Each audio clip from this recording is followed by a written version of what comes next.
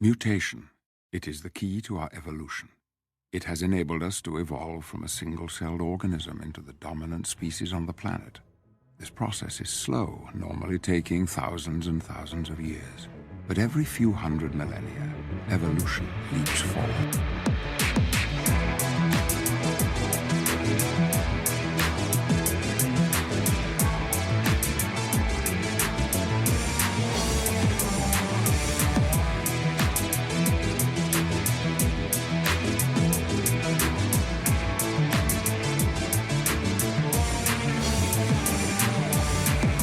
Hello everyone and welcome to our new monthly watch along. It's Modern X-capismen.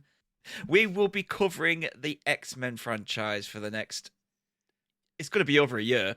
2 years. Because we've got X-Men, we've got the Wolverines, we've got Deadpools, we've got the prequel X-Men's, we've got everything and all the shit spin-offs. We're going to do it all. And to help me do it, I've got Professor Xavier himself, Biggie. Yo. I've got the Beast Man, Gadget. And our very own Gambit, the Suave Sex Pest. It's Oodles. Mon chéri. I'm just trying to think of who's the most flamboyant one. It's Gambit. I mean, would it not be Jubilee? She literally has fucking fireworks coming out of her fingertips. Baby, she's a firework, and so am I. You I can should tell have I said did make prep. it so, just to piss the geeks off. I didn't And prep Stig for this. is the toad of this show. Fuck off. I'm Cyclops, the leader. You can have that. You can have that. The generic one. And Yeah. More on Look, that later. let me just tell you this, listeners. I've been really excited to do this for a long time now. And me and Biggie have got prior with X-Men. We're both avid readers of it. I'm obviously a comic book nerd to the nth degree, and I will be saying stuff. I will be littering with facts. I will be doing this, like Stig did on Kenny Potter. But I will stress this as well. If you're listening along or watching along, we won't do future spoilers in this. We won't say, well, this happens in the third film. We will talk about this film, whichever episode it is, and we will just stick with that. No future spoilers. Yes. Also, don't make a drinking game out of Oodles saying "in the books" because In the books, you'll die. We did it with He Stig did and that. Kenny Potter.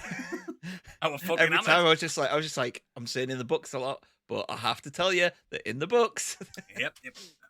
And in the show, in the books, in this, it's going to happen in the games. Well, yeah, I mean, X-Men's I'm older massive. than you guys, but I read the comics you? as a kid. I played with the Secret Wars toy figures that came out alongside the comics. They were really cool. Oh, they're badass.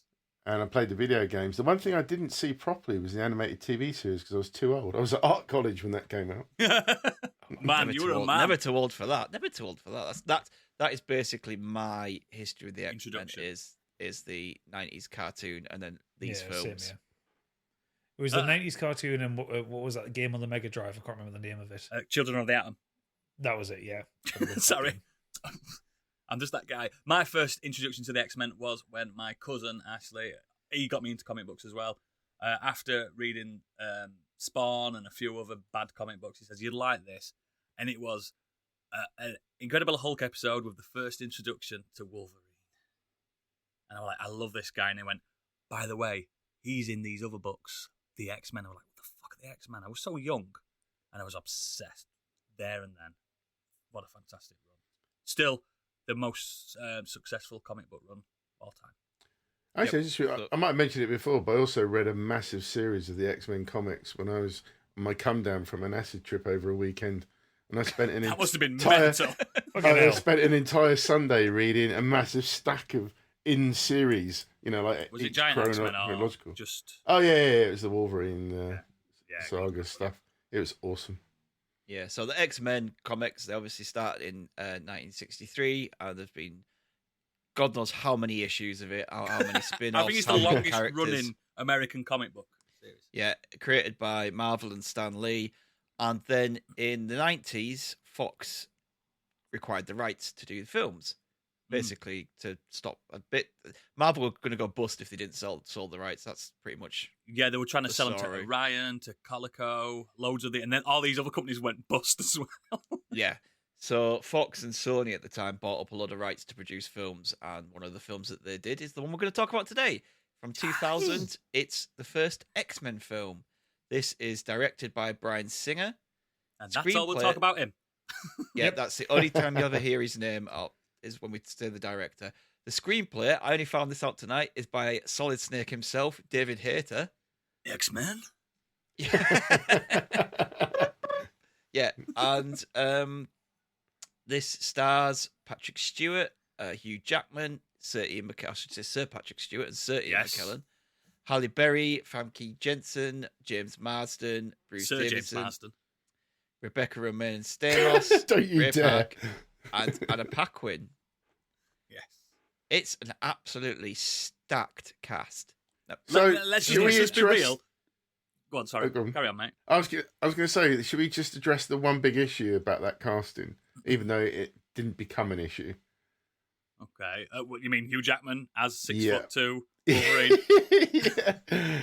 Because for those that aren't aware, a bone of Wolverine contention is for like a lot of people. 5'3" in 5'4" the comics or something like that. He's Yeah. very Hunch. smaller man, but I think Hence the his name. performance, which we'll talk about, I guess he pulled it off, to be honest. But yeah, it was definitely a massive bone of contention with a lot of fans. It was just It's the ridiculous. fact that he was Plus, he was an huge. unknown at that point. Who the fuck is this? Yeah. No one knew Yeah. who it was. Do you want to know some of the people initially invited Russell to audition Crowe. as Wolverine? Bob Hoskins. No, Glenn Danzig, Oh, fuck. Russell Crowe. Yeah, he was one of them. Yeah. Viggo Mortensen, Oh I wow. can see that. Dougray Scott. Hmm. Yeah. he was originally he- cast. he was. Yeah, he I was think he originally was, yeah. cast, and Tom Cruise made him drop out. Tom Cruise's perfect height. Maybe He could Tom have done Cruise. Maybe Tom Cruise wanted it, and that's why. Didn't it was- they have it him in was Mission Impossible? Mission That's why he didn't do it. Yeah, it was Yeah, from yeah, Mission yeah. Impossible 2. Yeah, And he was, Yeah. he's supposed to be good in Hugh that, Ja- isn't it? Hugh Jackman was only cast when they'd actually already started filming the film. Because they had no one else. Get that Australian down here now. Oh, he's gorgeous. That's probably what it was. But I think the requirements were: are you buff and can you grow a beard? yeah, yes, and yes. Well, I mean, a lot of the younger cast weren't particularly, huge names at the time. Well, this were is they? what I'm going to say. I'm going to say now. Like, this cast has got amazing award nominated actor, but it's also got 2 Oscar winners, Anna Paquin and Halle Berry, amongst its peers. Like, Anna Paquin won an Oscar when she was like 7. Yeah, she Yeah, did. she won for the piano. Yeah. She was like 7 years old and she won a fucking Oscar. So she's right there in the middle. She's like, we've got this Oscar winner in our film. I don't think Halle Berry had won by that point, had she? Not in 2000. No, she won in mid. Because she's not very good in this. I can tell you that fucking much. Yeah, I can't remember when it was that she won it, but it was mid 2000s, I think. Yeah. But yeah, it's the nomination. I mean, like, Sir Ian McKellen and Sir Patrick Stewart alone have got some of the biggest Tony Award winning and the biggest stage awards going. They're both, I think, ambassadors for the Shakespeare Company. It was Monsters Ball that Halle Berry won her Oscar. Ball, yeah. That's it, And yeah. Sir Patrick Stewart is, I think he's still the dean of Huddersfield University. Do you know what I mean? These are a lot of these people are well, like, awarded people, and then there's James Marsden. Yeah.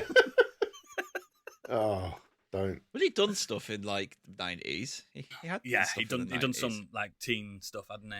Teen. Yeah, He's all right. I just disturbing behaviour. I remember being in his that. performance in this. We'll is get on the performances. Yeah. We're getting through it, but I will say this now, listeners. I am the biggest Cyclops fan. Like everyone knows my favorite comic books is Fantastic Four. I like average people becoming powerful, and there's no one more average than Cyclops. That's So why should he's we- me? So should we just very quickly reference the fact that, as the movie is, we're going to get to in a minute how it starts, but the fact that the roster is like smack bang in the middle of like the later comic series, because they didn't go Yes. with the original. Because the X-Men started as X-Men. school students. Yeah, And then they're all 40-year-old. Like Famke Janssen's like 76 years old in this. She still looks great. She looks great, but she looks a lot older than fucking James Marsden. 36. Yeah. Only 36.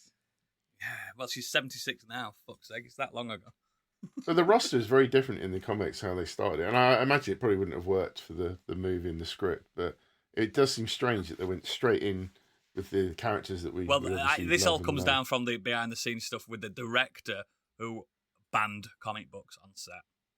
So none of the actors were allowed to know the law of Oh, really? books because he said, I didn't know that. Yeah, he said this is my vision. This is what I want the X-Men to be. Yeah, Oh. well, Hence the lever. we'll get There's, into that because there's also an element of this set of characters would be recognizable from the cartoon. Most people, yeah. Yeah, to most people, like your general civilian access to X-Men in the 90s is going to be the cartoon. So it's Yeah, like, no, well, who were the no, main, no, who were the no main one but players? me. No one but me sat there going, "Where's Shatterstar? Where the fuck is Shatterstar?" I'm filming. Yeah. Only me. That's only. Where's Shadowcat? But she does turn up. Yes. No future spoilers. No future spoilers. No, she's Right. in this. right. Oh, well, she is. we're going to get into the film. We're Gadget is going to be excited. the man to lead us through the plot. We will discuss scenes as, like we've done with all the other ones with Fast and Furious and Kenny Potter. We will just talk about the scenes and talk about what we liked and what we didn't like and little bits of trivia we've picked up because I found a little goof in one scene. Which Oh, wonder if I anyone love else- a goof. Ooh. Wonder I if love anyone a else goof. picked it up. So yeah, I'm going to hand you over to Gadget and he is going to take us through it. So we start off, as all good superhero films should, in 1944 Nazi-occupied Poland. Oh, very quickly, just before you do that, I did want to mention the Fox Searchlight logo at the beginning where you got the big trumpet and the searchlight. And as it Yeah. fades, the X on the Fox is highlighted very briefly before it goes into the movie. Fantastic. Oh, I mean, this film is... anyone managed to count how many X's are in this film? There's a lot. There's a lot. There's a lot. Doesn't he do the quote at the beginning? It does the quote, but it's really... Anyone find it just really weird? And it just... Yeah. If you've got Patrick Stewart, like, get him to do it a bit more Shakespearean. Just Yeah, kind of like, yeah. we're mutants. I was more focused on the real 1999 graphics of the camera going down the spine and into the genetics. It's like Fight Club, innit? Have you seen Beginning of Fight Club? Yeah. It's fucking weird. Got that kind of orchestral, slightly techno music in the But yeah, background. we get a quote, don't we, saying that every generation evolution can take so long, but sometimes it happens in an instant. And Yeah. that's this film's way of saying we're going to be saying mutant a lot. Yeah. A lot. I just thought they could have got a bit more out of bloody Patrick Stewart. Like, Probably did it on the last day. He was ready, waiting for the bus. And again, before we do continue, if you don't know what a mutant is and you're listening to this, a mutant is Marvel Comics' easy way of saying this guy wasn't bit by a radioactive spider. They were born this Yeah. way. Yeah. That's all it is. That's all it is. Okay. Well, yeah. So we have we have the intro sequence with the weird, chunky graphics and strange music, and we start in Nazi-occupied Poland, where it's a concentration camp. People are being led through. A boy gets separated from his mother, and in an attempt to kind of get to her after the gates have been shut, he's kind of reaching up the guards, trying to pull him back. They aren't strong enough. Something's holding on to him, and the metal gates bend. Yes. And we see that this is 14-year-old Magneto, Eric Lenscher, as he's I known. really like this. I really like the opening. I think it's the best scene in the film. It's slightly out of pocket for a film like this, but yeah, it's Yes. a good dark opener. Even Yeah, I the think comic it's got- original origin, is even darker. But yeah, I thought it was really well done. Yeah. And it also demonstrates that these mutants don't know that they've got powers until puberty. Yeah. I also think that this Or trauma. But it sets the tone on how these films kind of, not completely, but I think in the year 2000, nerd culture and comic culture wasn't as cool as it is today. So They had to- it's very much like, it's the same with the way the costumes, everything's, but we want people to come see X-Men, but we don't want them to, we don't To want laugh it at to be us. too pulpy and too, in your face. So here we start with this proper hard-hitting beginning. You kind of know Yeah. the style we're That's going another for. fun fact with the script. Josh Whedon was going to write it, but they told him it was too witty and too funny. Fair enough. Mad. There's also an element of kind of a look and feel of kind of like taking off from like The Matrix. Like a lot It of is like just the the black leather and some of the Matrix. CGI and So, stuff like that. so they started filming this in like 1999, didn't they? yeah. Yeah. Oh, for God's sake. Well, it also, I mean, Crashing. Sorry. it also just sets up Magneto's reasoning for doing what he's doing. Yes. Yeah. He's already been othered once. Yeah. And he's continuing to be othered. Anyway, we then skip to the not too distant future, circa 2003. Judging by their mobile phones. US Senator Robert Kelly is attempting to pass a Mutant Registration Act in Congress. So you have Jean Grey stood up at the US Congress in a... I'm not sure what the set is, because that doesn't look like any of the chambers of the US Congress, but... you know, It's supposed to be the UN or something, I thought. No, well, yeah, like that's what you would think from it, but no, it's supposed to be the explicitly Congress. the US Congress. Yeah. In an openly glass dome. Yeah, it's quite well documented what the chambers of Congress looked like. Yeah. Maybe it's And because they just had like they didn't want to rebuild it, and it was cheaper to just go and find a government And it's building. in the future. Yeah. It's in the Yeah. future. Yeah. It's not real. This world, Gadget. Come on, that could be how they developed it in this world. So, we get this kind of back and forth between Robert Kelly and Jean Grey about, whether mutant children would count as firearms, or whether what would happen if one of them was to kind of walk through walls and walk into a bank vault and all that kind of thing. That's the first mention of Shadowcat there. Yeah, that is point that Shadowcat. Kitty Pryde, if you don't know what that is. But do you know what that the act he's trying to establish there is in the books and in the mythos? That is the Sokovia Accords. Yeah, it's You know also the- kind of... Stig, you know them? You've heard of them? I've heard of them. Yes. It's also and it's also quite blatantly referencing Jim Crow laws. Jim Crow laws, yeah. But those are the Accords that Captain when America, America was and Iron openly Man racist. fought over. They fought over those Accords. The X-Men also fought over those Accords in Civil War. But remember, they weren't part of the MCU at that point. Yeah, there's a lot of things that because of rights and legal Because things of rights. Don't make sense. they couldn't use. Yeah, Yeah. We see from the observation deck above, which Congress doesn't have, Charles... it's really hung up on that point, aren't you? I just... It's because I'm watching The Furious. West Wing at the minute, and that's so accurate to how American government looks. Charles Xavier is up in the observation area, and he sees Magneto walking away, and they have a nice little conversation on some skywalk, which... Doesn't he Congress catch him doesn't up have. with him really quickly as well? He fucking turned the booster on his wheelchair. You know, he does control that with his mind, don't you? Yeah, but even I don't so. care. I just love how young Sir McKellen and Sir Patrick Stewart look in this, because you think they never Yeah. age those two, but they look Yeah. like babies in Well, this. They well, do, it's but they because still they've look, always... they still look Old. old. Yeah, but they're Because they've both babies. been old since the 80s. Yeah, Are they in like their 40s, 50s in this? 60s. They're late 50s, early 60s. Yeah. Yeah, they look great. Because they're in their look 80s great. now. Yeah. But the rapport between them works really well, doesn't it? They really nail Oh, that yeah. relationship straight away. They've worked together before. You can tell that these thespians are pals. Are best mates in real life as well, aren't they? They are. But they're also selling the fact that, There's two sides. Magneto and Xavier were friends in the past. And there Our are two time sides is coming, Charles. And I will say, as this film goes on, like I was saying this to Pip when we were watching it, Magneto is really fucking reasonable throughout most of this film. He's not a baddie. Like as Yeah. a baddie, he's not some kind of mustache twirling evil. I'm going to kill everyone kind of thing. He's a freedom no, fighter. He's entirely fucking reasonable. I think that's why he makes such a good baddie, and it's 99% of that is down to Ian McKellen's way of playing him. Yes, 100%. Unlike Very unlike quiet in the and cartoon understated. where he's like, I am Magneto and I will murder you Yeah. all. Yeah, but in the cartoon, he's got that fabulous long hair. Oh, hasn't gosh. you know this scene. What we referenced at the beginning is how there's loads of X's in this film. Yeah. he? Oh yeah, Like- the Like the windows, bridge, and everything. the wind of the bridge. Everything is an X, and I'm The pretty wheels sure on his chair. there was a competition at the time. If you could work out how many X's there were in this film, Oh wow! if you got it right, you Right. won. There was like a promotional thing about winning a car.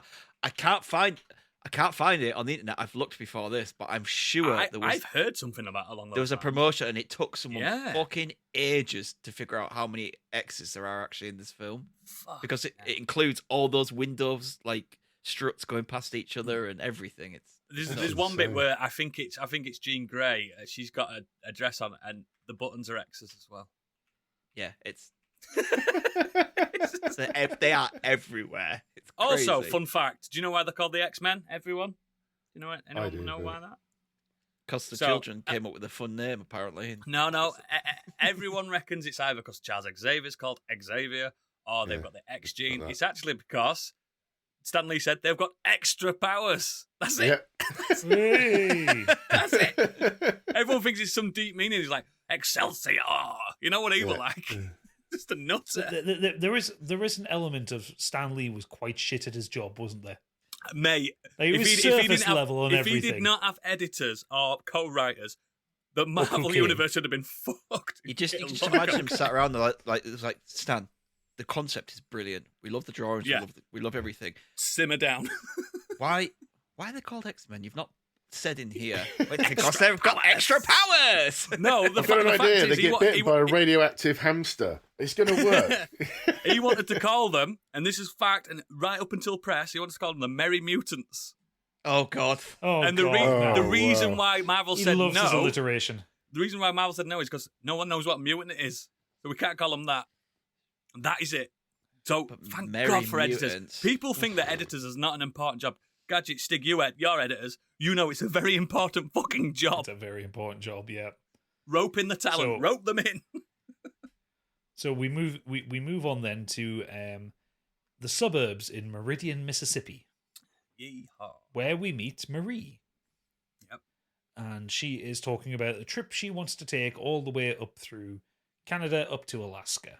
A little would you adventure when she go? finishes high school or college. And she sat there with her boyfriend, and they're all cute and lovely. And she gives him a kiss, and she nearly kills the fucker. It's so Because it's horrible. Because this is Rogue, and this is a really traumatic event as her power comes through. She gives her boyfriend a kiss and sucks the life out of him. Yeah, this is fucked up. It's very That well must done. be so It's very traumatising different for a from the young girl. comics. I mean, Yeah, she 'cause was in the older, and she was a villain when she first appeared in the comics. And B, it's Jubilee that does this. She discovers her powers at home while kissing her boyfriend, and it's fireworks. Yeah. God, imagine that. Kissing someone and just a face exploding with a firework. Yeah. So Marie / Rogue is played by Anna Paquin, who Oscar cannot winner. hold a Mississippi accent to save her life, despite her award-winning turn in True Blood. I'm going to get this out Yeah. of the way. I hate this. Casting. No, just the what they did with Rogue. Just do Yeah, not I like didn't like it. at all. I know mean, my only but- references. I know my only references is a cartoon, but in Cartoon. that she's fun and she's sassy and she's The thing is with Rogue, like Biggie says, she was a bad guy. She had a relationship with Magneto. They were together for a while. But it's And just, she was a baddie, and she came to the X-Men because she realised she weren't just draining people's powers, she were killing them as well. And Magneto were like Yeah. brushing them under the rug. He was like, they're fine. They're fine. You've got their powers, but they're I just think that It's like she's playing a character's just- damsel in distress, isn't she, for this movie? in this. Yeah, it's a completely different character. And Yeah. again, she's supposed to have a child with Magneto. Have you seen the age difference in this film? I'm kind of fine with those things. It's just Not, funny, not, though. not the age difference marriage. I meant like He's fine with it. the kind of moving characters around age wise. Yeah. I just the personality. I don't like her. I think she's the weakest thing She's in the not film. very good. She's not very She's very good in dour. this. I don't mind Anna Paquin's performance. It's her accent. Her accent really fucking wanders. Is she And Australian? I think no, she's Really? American. I'm pretty sure she's from Aussie land. Find out for me, Stig. I'll click it here. She was born in New Zealand. Oh, we're she's a close. Kiwi. We're But close. she's New Zealand, Canada. Oh no, born in Winnipeg, but New Zealand, That's Canada. Canada, innit? Yeah. Well, the case in point of this. So when she has this traumatic moment, she kind of moves the corner of her room as her parents come in, and the mother's trying to calm her down. Yeah. And when she screams, "Don't touch me," Yeah. she just goes back to her flat accent. There's Yeah. no hint No. of a Mississippi accent. Don't there at all. touch me, Ma! So yeah, Crikey. So Cool, blimey, man. we then skip a little bit further ahead, and actually, this is one thing I noticed about the film. This film is pacey. Fucking pace. I Like, couldn't very keep still. I was like, pacey. what the? Slow down. It's only Like- 104 minutes long as well. Yeah, I had forgotten how quick the film goes by, but also kind of realized that not a scene seems to be wasted. In fact, I actually would have liked maybe another 10 minutes of it. I said, I when I was watching it, I'm like, this should have been longer. Considering they have to kind of establish, 9 people. yeah, well, there's like 10 if you include the villains. So you've got the villains Yeah. and you've got the X-Men. Like, you have to establish There's all lots these of characters. lore and there's- This is why they don't establish Sabretooth at all. Well, they ain't got you time. don't need to. You don't need to though. You understand what he is and who he is and what his purpose is. It's got a deeper meaning, but we'll not he's talk about a that. henchman and just the muscle for Magneto. Like that's Yeah. you get exactly what he is. I suppose you do with him and Toad, don't you? Yeah. But I think it's very impressive that they managed to establish all these characters. I do. What's going on, the plot, the school, what Magneto's trying to do. You know that you can see that there's a friendship between Magneto, or there was an understanding or a friendship at one point between Magneto. That's all there. They managed to squeeze all that in, and Really fast. yeah. So we're skipping ahead clearly a few weeks as Rogue, she's adopted the name, arrives after hitchhiking in Alberta, Canada. It's freezing. Northern Ontario, and she thinks she was hoping for a lift to Laughlin City, and it turns out it's a fucking dive bar in the middle of fucking nowhere. Yeah. A roadhouse. Yes, she goes into the Roadhouse, which has its own convenient octagon in there. Yes, it does. And- The first time I ever saw an octagon in my life. Yeah, I didn't know what UFC was. yeah, same. Yeah, and there is someone in there who is waiting to be challenged. So some fucking redneck, top of the world Canadian hick Yeah. goes in determined to beat up on this bloke in there, and we have Hugh Jackman with his shirt off, Right, I right. have an issue with this fight. Okay. which is Well, it's established a bit later in the movie, but I'm just going to say it now that Wolverine is completely covered in adamantium. Yes. yeah. So when he starts punching and kicking Wolverine, Why is he killing people? why is he not hurting his foot or his hand? It's only then when Wolverine lets him have a few hits that he turns around and starts punching him and headbutting him. The guy's getting broken fingers. There's a lot and of times in this it doesn't film make where any sense. Wolverine's powers are not addressed correctly. And I'll Yeah. get to that. I always have a bit of a headcanon with something like that where Wolverine is kind of purposefully pulling the punch or the kick. That's what I thought. so that he knows so not to that kill it's like- humans. Well, he's doing that, but what Biggie's I'm getting talking about when the guys the attacking man guys, punching him. the guys hitting. no, Why him. are you no. I mean, so like the guy goes to punch him in the head. Wolverine's turning his head first, so that it's like it's not as much of an impact. No, before that, he kicks and Okay. punches Wolverine. Yeah, and he Wolverine does. Kicks collapses fuck out on the him. floor, and he kicks him in the stomach. And then Wolverine gets up, and that's when he uses his head on the Well, hand. there's and no stuff. bones in your stomachs. That's why. Yeah, Hey, So- hey, that's a solid point. Maybe that's what it is. It's It's getting that point where he it's- punches it back though. You can hear the clunk, the metal clunks. Yeah. Yeah. Yeah. the MC also does point out to the challenger, don't kick him in the balls. I thought anything goes, but he'll take it personal, Yeah. which is a gag that's in this and is never addressed in the rest of the film. Apparently, There's not a moment apparently where it anybody- is in the uncut in the cut scenes. Keeps Yeah, I was mentioning gonna it. say because it's a gag that would be really funny if it was referenced later on where someone kicks Wolverine in the balls and he goes Yeah. ape shit. Yeah. But anyway, yeah. Logan's on his arse, and then he gets up and the guy comes in for a punch and Logan just pulls his fist up and breaks his hand, and it makes It's me gag awful, every isn't it? It's time. awful. And Brilliant. every then punch and headbutt after that, you hear the Ding, clang ding, of ding, ding. metal. Yeah. And Doesn't he officially call him the Wolverine in this octagon as well? yeah, he's called the Wolverine. Yeah. Which again, if you don't know, he's named after. He's called. I'll tell you people's name. Rogue's called Rogue because she was a baddie. Wolverine's called Wolverine because he was small and feisty, which makes no sense in this. Yeah. And it's on his dog tags as well. It's on his dog tag. doesn't- That was which his, doesn't that make was sense. his nickname in the army as well. But you wouldn't have that on your dog tags, though, would you? Isn't that just your normal? You don't have name? your you don't have your nicknames on your dog tags, do you now? I He always was a thought the dog ranger. tag was I always thought the dog tag was the insignia from the experiment, which getting ahead of that. Yeah, future spoilers. Yeah, we have we then have the reveal of Wolverine, where the Hick at the end of the night Takes it too wants far, his money doesn't it? back. Yeah. Takes it too far. Wolverine kind of pins him to the wall. I fucking love the moment where he kind of pins him up. There's the two claws coming out, and you get the middle one coming out the middle to his throat. Which It's a really cool effect. this is the And first for 2000 CGI, looked good. really good. This is the first thing that they got absolutely bang on in this, because in the cartoons, he couldn't control his claws. They just came out or they went in. Yeah. In the books, he's always been able to control them, like extra limbs, but they don't come out of between his fingers. Remember, they come over the top of his hand. But I don't mind this insertion. It's fine because Hugh Jackman's got massive hands anyway, so it works. Yeah. I think it also works for the physicality as well. Like, Yeah, because the claws in the comic books and in the cartoons, they're actually really thin.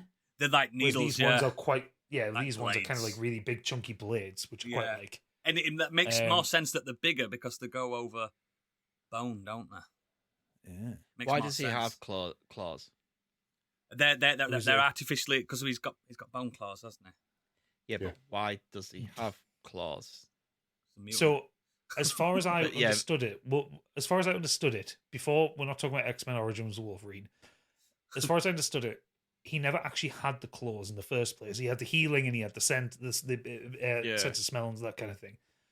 When he was experimented on, they made him into Weapon X. They added the claws No, to make him a That's weapon. not. That's as not, far as I That's understood. not what happens in the comics. Then No.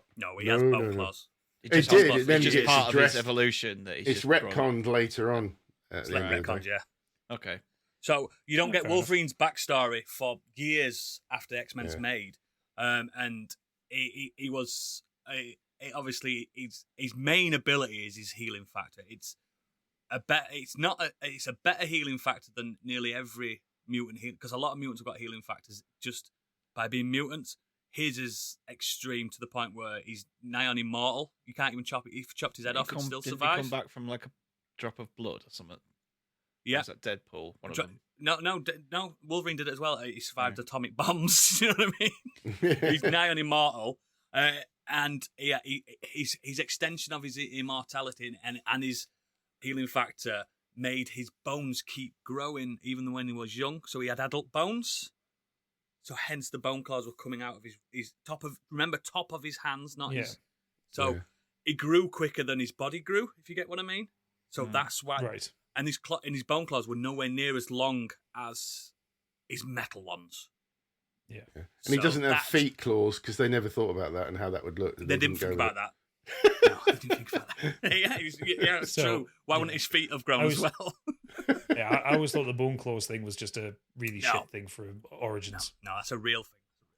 Okay, fair enough. Anyway, so obviously Logan is now ejected from the bar. He's not allowed to drink there anymore. Probably not allowed to fight there anymore now that he's been outed as a mutant. He also can't get drunk because of his healing He also factor. can't get drunk. Yeah. So it's just Uh, funny. It's funny that he's there in first place. He gets into his shitty 1989 camper van that you would see on the drive of a small council estate. Yes, it's beautiful. And he starts trundling along until he gets a scent, he gets a whiff. He stops and he gets out, looks in his trailer, and oh my god, there's Rogue. She's stowed away. Yeah, and I And need out to of the address goodness as well. of his heart, he decides not to leave her to freeze in the snow. Yeah, I need to address part of his powers as well. He's got a lot of powers. He has got animal instincts. Yeah. We get a little bit of Basil exposition at this point, where kind of Yes. explaining their powers, who they are. It does have the line I do like, is it, where she asks him, "Does it hurt?" when he like ejects his claws? It's like every time. Yeah. It's just like I like that. It's a nice little I moment. like how but like sassy she was, but she was like, "Oh wow, I thought I had it bad." It's like, yeah, yeah. Don't she make Like, a yeah. comment something similar like you should be more scared of me, something like that? Because he's like, I thought you'd be scared of me. It's like I thought you'd be scared of me, that kind of thing. I'm pretty sure there's an exchange to that caliber. No, it's just when she's discussing like the fact that when people touch her, or when she Yes. touches people, she hurts people She hurts people, yeah. because she doesn't really understand. She still doesn't understand her power at this point. Yeah, she doesn't realize she's absorbing life force, does she? No. And they're chatting quite nicely until the tree lands in front of them, and we get. I think this might actually be my favorite car accident moment in any film. Brilliant. It's the line as well. It's brilliant. The line and the the payoff straight after is fantastic. Yeah, because he's not wearing a seatbelt. What's going to happen? Tree hits down, and then you get this shot of Logan flying through the windscreen and then sliding kind of dead on the snow. It's just so well done. Yeah. And I will say, and I'll probably say this a few times throughout the film, that the practical effects in this film are great. Really good. Yeah. It doesn't carry on that way, listeners. No. Some of the CGI in the film hasn't aged well, but there is so much that's done practically in this film. A lot of string work done as well. really, really well. Yeah. A lot of string work. There's a scene later with Magneto, which is great for the string work. Phenomenal. But we'll get to that. But yes, they are set upon by Sabretooth. Yeah. Played by a wrestler, if I'm right in thinking. Tyler Mane. I don't know how you feel about this, but it's just kind of, he looks the part in general. I think it's a nice idea that they tried to go with how he kind of looks like in the comic. I couldn't understand why his eyes were black and then he growled like a tiger. They used the sound effect of an actual tiger roaring, which was really weird. So, as again, every time we see a New Mutant, I'll explain. Sabretooth has, I'm not going to tell you the backstory with some because it's going to spoil stuff. Yeah. But Sabretooth has the same abilities as Wolverine: healing factor, animal instincts, and claws. But this time on his fingertips. That's it. Yeah. That's all I'm going to say about Sabretooth because I don't want to ruin things. Yeah, I think there was an element. I don't think they really knew what to do with Sabretooth in this film. Yeah, I agree. And especially with, again, in the cartoon, Sabretooth's quite a fleshed out character. Like he's flamboyant as well. He's camp as Christmas. He was actually started off as a contract serial killer in the original comics. Yes. He wasn't even a mutant at that point. He wasn't a mutant at all. No. But he's just retconned it. He doesn't really get any lines in this. No, he just growls. Yeah. Just kind of growls and looks reasonably intimidating. But yeah, the kind of the blacked out eyes I thought were a bit weird as well. It makes no sense for that character. No. If you know that character, it makes no sense. He just looks good. But it is what it is. But thankfully, to save the day, because Rogue's about to die because she's trapped in the van as it's catching fire. Storm and Cyclops appear. Scare away Sabretooth. Very convenient, might I point out, that they all appear in the right area. As the camera pans around, they're just stood there, power stancing in the middle of the road. Weird. I tell you what, though, and again, here we go. Cyclops named because he's got one fucking eye. He's got the eye ability. Storm named, obviously, because she's got the power to do storms. I tell you what, Cyclops' concussive blast in this, I think it's really cool. It is. Yeah, I like how it looks. I like that he has the control of it. Yes, because he doesn't want to kill Sabretooth because he could kill. Cyclops has the potential to blast an hole straight through the centre of the Earth, but he controls it. And when I've just gone on saying about how much I enjoy the practical effects, like with the car crash, this is the first kind of shonky CGI effect with the snowstorm coming up. Not very good, is it? Yeah, it's not very good. I think all of Storm's uses of abilities in this film look terrible now. And a wig. Yeah. The wig looks terrible. The wig. The wig is not a good wig. I like the fact they went for the look of the comic, but... Yeah, but did you notice her accent changing all the way through it? Kenyan, American, Kenyan, American. No, she never hit Kenyan. No, but she never once hit Kenyan. There are hints of a slight African twang in there. And then she just gives up completely. Just stops. Yeah. So they save the day, and we wake up 2,500 miles away in Westchester, New York. It's far away as you can get. Well, we know why. We find out later how. We know why. We know why. Yeah, it's a very fast jet, but still. The Blackbird. Yeah.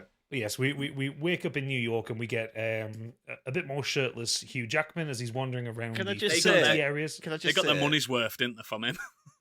Yeah. Hugh Jackman in this is athletic. He's built. He's not ripped, is he? Athletic. We're not spoiling the plot here, but as these films go along, watch his body. Becomes a monster. Watch his body. Watch his body from this point until the end, of this. Every episode, Stig's is going to do ab watch, where he ranks Hugh Jackman's abs going through, because Christ, by the time we get to Days of Future Past, fucking hell. The hair as well, the hairstyle. His hairstyle changes as the movie goes on. Stig, you're on Hugh Jackman watch. His hairstyle is hilarious because obviously they were trying to go for the look of the I know. Yeah. It makes no sense. But just with his hair, and it's like Pip's like saying, "Why has he got a mullet?" It's not really a mullet. I mean, even they pulled his hair up at the sides. In the early books, Wolverine, when he joined the X-Men, used to wear just a normal round mask, orange and yellow suit, didn't he? A brown and yellow suit. And when he took his helmet off, he didn't have spiky hair like he does in the cartoons. He just had floppy hair. Yeah. You know what I mean? He just had hair. He just had hair. Considering Wolverine comes across like he doesn't give a fuck, he must spend about 2 hours getting his hair perfectly He goes to bed with the rollers in. Yeah. He's always had mutton chops. He's always been an airy bug. Yeah, the mutton chops are right. Yeah, it's weird, man. He also doesn't have enough hair on his chest. No. He should. Wolverine's a hairy fucker. Yeah, all his arms, all his back and everything. Anyway, so we get a little whistle-top tour of Xavier's school for gifted children. Oh, don't forget we get the this way. Yes, This way. with a with Jean Grey. Xavier. No, it's Xavier, isn't it? It's Jean Grey that's Oh, doing I the thought it voice. was Xavier doing that. Oh, it might be. It might be Xavier. Yeah. Sorry. Get out of my head, Charles.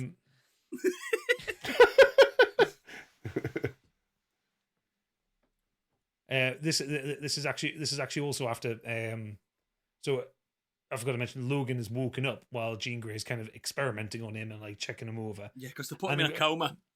Yeah, my favorite stupid power shot in this is when she uses telekinesis to pick up like the needle, and then the camera kind of bullet times its way over to her as it moves over, and it's like that looks like a really expensive shot to do nothing. Just to show that she's got like those kind of powers. That's because this is the first time we see Jean Grey's powers, I'll introduce Jean Grey. Jean Grey, aka Marvel Girl. People forget that. That's her actual name. She is a telekinetic person at this point in her life. She got telekinesis. Yes. There's a difference with telepathy and telekinesis, isn't there? Yeah, telepathy telekinesis is is moving objects. Telekinesis is moving. Yeah, so she's not like Xavier. A lot of people think she's got the same. She hasn't. Not at this point in her life. Yeah. So yeah, that's Marvel Girl, everybody. So so he kind of breaks free from that, and then you've got Xavier kind of talking in his head until he kind of gets scared and runs into Xavier's classroom, where he's teaching a bunch of 15-year-olds advanced theoretical physics. It's so good. I just love how it's just a proper Upper Westchester mansion, and there's a Ivy League school, but everyone's a mutant. I've always loved the concept of X-Men, and this is one of my favourite parts of this original trilogy is the school. They do it really well. Yeah, I also really like the scene. So this is the scene where Xavier's kind of introducing Wolverine to the rest of the crew. Yeah. And he's doing this is Scott Summers, also known as Cyclops, Aurora Monroe. Just very quickly, he reveals their secret identity, their code names. They don't even know if he's going to stay. You know, it's just... He could be a baddie. But I like as it's going on, like it's obviously the way Hugh Jackman's been told to play it. Yeah. He's looking more and more amused as it goes on. He's laughing. He has the joke. What do they call you? Wheels. Wheels. That's a great. I love that. Very on PC. So very on good. PC. It's very on PC, joke, but I also like that it's kind of acknowledging just how silly the concept of the X-Men are. Yeah. That's what I like about. I mean, this is really clever how because we all know the story of X-Men, even if you've not read the comic. Wolverine is the newcomer to the X-Men. He always has been from day one, and this has always been his thing. He's always been a grumpy ass, but Hugh Jackman gives him this little an ounce of swag that he does feel like our Wolverine now because we're used to him, and that swag is probably what got him the role because he's just that he's not Clint Eastwood grumpy, but even though he's modelling because Wolverine's modelled off of Clint Eastwood and the gruff and man like Bob, but I don't know, he's got enough swag to make you think like this guy's lived a life, and I respect it. You can forget that he's 6'2". You forget about it really fast. I think that you've nailed it. That's probably what just makes you go with it. If you're a fan of Wolverine, just go, I'll let the height thing go. It just works. This guy gets it. I just want to quickly roll back to something we've missed. Okay. That after Sabretooth is scampered away by them, and he goes back to Magneto, and Magneto like looks at the dog tag. and the way they're Oh, yeah. talking, and it sets the film up to make you think that he's after Wolverine. He's after Wolverine. Yeah. Yeah. It really plays around with the audience. It makes you think, oh, he's after Wolverine for some reason. And because we're following Wolverine all the time, it's like, oh, Why wouldn't it be? he's the important character, yeah. So I like. That's the scene where he's got the I forget what it's The called. pendulum Cradle. balls, yeah. Yeah, Back and forth. and it moves the chair on its own as well. That was really But cool. it's great that because it shows that it's him as he walks away from the room. That drops Yeah. He stops. Yeah. as he stopped concentrating on it. So yeah, let's jump on Magneto again because we've seen his powers. Eric Lenscher, we know that we've seen his powers. Omega level mutant, technically the strongest mutant in this film. He has the power of magnetism, which people think he's got the power to move metal. He hasn't. He's got magnetism. So it's not just metal. Magnetism affects a lot, like the Earth's fucking rotation. For God's sake, he is an Omega level being on the scales of someone like Thanos in the MCU. This is how much he is not a full-on baddie because he could destroy humankind a lot easier than what he's doing in this film. He is a fucking god. So that's what you need to understand about it. The power of magnetism. Hence the name Magneto, not Metal Man. So Xavier convinces Logan to hang around for a bit, and maybe you can find out something about his past, about why he's had a lost memory for the last 15 years, and what happened before, and how did he get this metallic skeleton?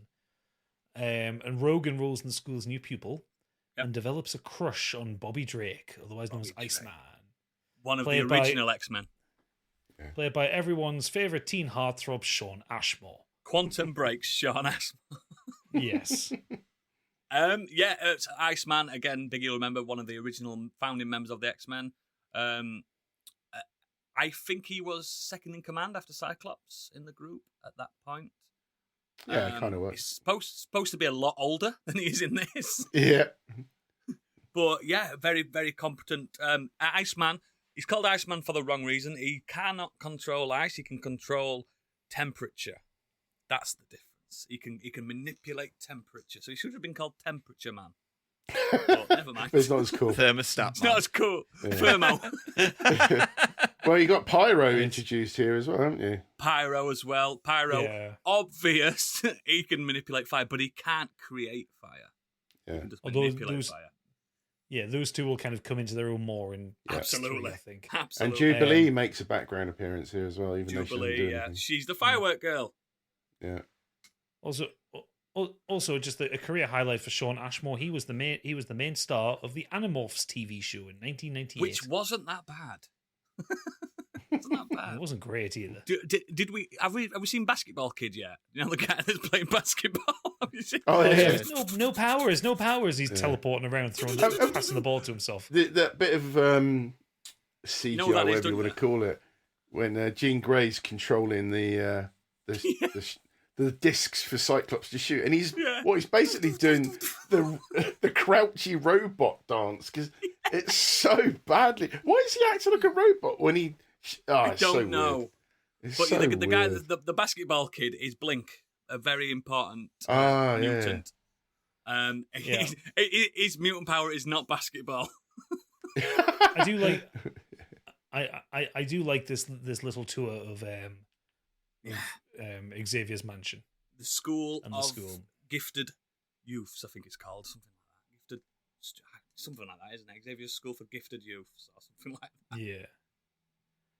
So next up, we get Senator Kelly on his helicopter as he's leaving a political rally, and he's just chatting with his aide about how terrible mutants are and how amazing it'll be when all mutants are identified or tracked or whatever he wants to do with them. And we get the introduction to Mystique. Oh my who was killed off his aide. Now, Mystique is played in this by Rebecca Roman Stamos, and this is the point where I fell in love for life. Yeah. Because like her most recent thing is Star Trek Strange New Worlds, and she's incredible in that. She's always been good, I think. But now, before you get into about the Mystique powers, because I know you're going to go into that one. Yep.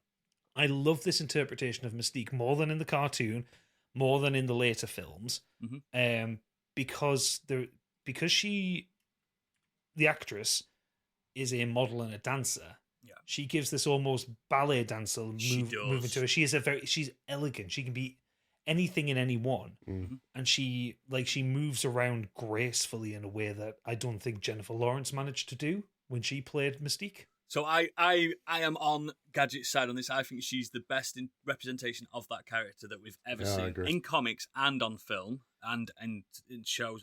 And Mystique, again, she is a level 5 mutant, which is very powerful mutant. Where she has now she's got two backstories of why what her powers are, and again they can never agree because there's a multiverse in Marvel. She either has, depending which camp you sit on, optical illusion powers. She looks like that, or she's a chameleon. Basically, she can just turn into anything.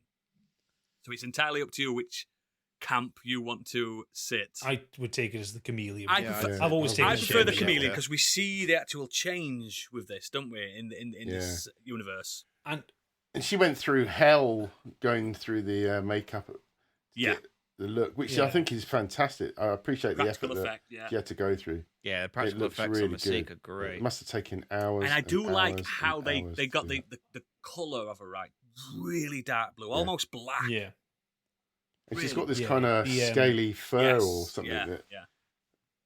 Yeah, I think I like the makeup look of it, and I also like this is the point where this is like when the CGI really shines, like the transformation motion. Yeah, it's really, really good, and it's like that when you see that you think that you could be watching like a film from the last couple of years rather than a film from 2000. Yeah, but I absolutely love her. She's as Mystique, brilliant, and I think this is the best version of Mystique. 100%. She's also one of my favorite villains in X-Men in general, but just because she's everywhere and nowhere at any time. Very, very smart way. Like a lot of people say, "Oh, Mystique shouldn't be a baddie." There's no way you'd have someone with that much power and squander her being a baddie, being a goodie. Sorry, there's no point in having someone with that gift being a goodie. Yeah, well, I mean, in the cartoon, she's in with Mr. Sinister, isn't she? Yeah, absolutely. Or Sinestro or whatever Sinister. it's called. You got it right. I remember which one it is. But yeah, she is a baddie. But anyway, Toad's flying the helicopter. Mystique kicks the shit out of Senator Kelly, and they take him to the uncharted island of Genosha. Genosha. Which is Genosha, sorry. The guy that's in the helicopter is Henry Guy-Rich. Guy-Rich is a character from the comics as well. He's not portrayed in the movie particularly well, but he's a big character in the comics. He is, yeah.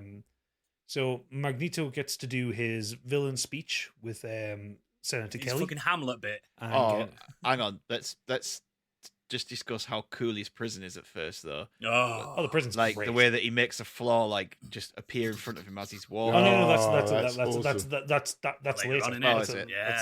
Yes, it is. Yeah, sorry. Yeah, you're correct. No, first of all, so this is our villain speech. This is where all the RSC comes out, and he gets to do his Hamlet, and he gets to explain how the mutants shall inherit the Earth and all that kind of thing.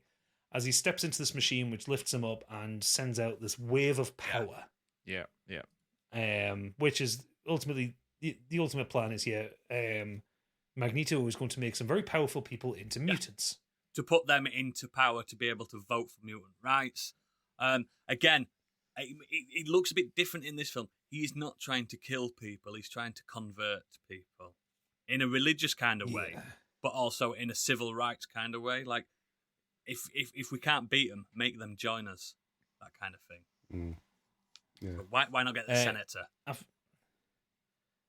After the scene, we're back at school. we're back at the school after the scene. I can't remember which scene it is. I think it's more exposition. they're trying to convince Logan to join. Oh, isn't this where he's sleeping? No, that's after the prison scene. Cyclops and Jean Grey are chatting. Not Cyclops, Wolverine, Jean Grey are chatting. It's like, she's been a bit of a tart, isn't she? Yeah, but he's a bit of a twat as well. Yeah, he is. So you get the thing where Logan says to Cyclops, "What are you here to do? Tell me to keep my hands off your girl."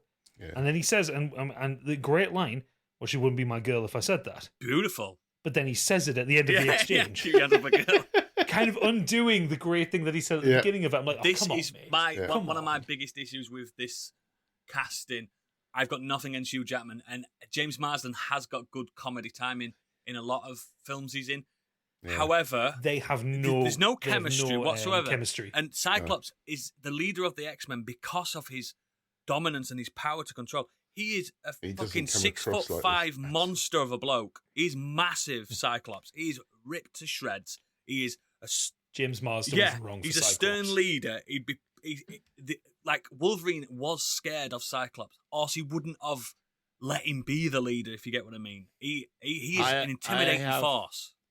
I have a theory that the director probably didn't give a shit about Cyclops. I agree. So you can't make an X-Men film without Cyclops. So he said, "Yeah, I want to concentrate on Wolverine and Charles and Magneto and that. I think so. Just put Cyclops in there, but don't make him the focus." Yeah, and that's what they've done, which is wrong. Like he is done absolutely, and it's not James Marsden's fault. He's just doing the script. You cannot blame him for his stature, who he is, how he's acting. But the reason why I don't like him is because of this performance, which is the ironic bit, because I hate him in this. I really do. Yeah.